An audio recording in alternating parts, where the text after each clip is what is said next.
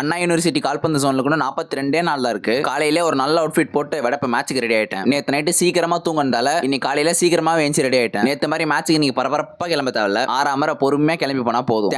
Thanos நம்மளுக்கு ஒரு நண்பர் இருக்காப்ல. காலையிலே போன் அடிச்சு 101% கிரவுண்டுக்கு வந்துருன்னு சொன்னான். 101 அழுத்தி சொல்லும் போதே எனக்கு தெரியும் அவன் கண்டிப்பா வரமாட்டான். காலையில எதுவுமே சாப்பிடாமலே போயிட்டேன். அதனால ஒரு கூழ போட்டு அப்படியே பசங்க கூட கிட்டு கட்டி மேட்சுக்கு ரெடி ஆயிட்டோம். இன்னைக்கு மேட்சை பத்தி சொல்லணும்னா நிறைய விஷயங்கள் சொல்லிக்கிட்டே போலாம். பசங்க எல்லாருமே ரொம்பவே நல்லா விளையாண்டானுங்க. நான் 3 மாசத்துக்கு முன்னாடி பார்த்த டீமுக்கும் இப்ப இருக்கிற டீமுக்கும் நிறைய டிஃபரன்ஸ் இருக்கு. நானுமே பாத்தீங்கன்னா நிறைய கோல்கள் அடிச்சேன். இன்னைக்கு எடுத்த வீடியோல ஒரே ஒரு கோலோட வீடியோ மட்டும் தான் இருக்கு. இதோ உங்களுக்காக.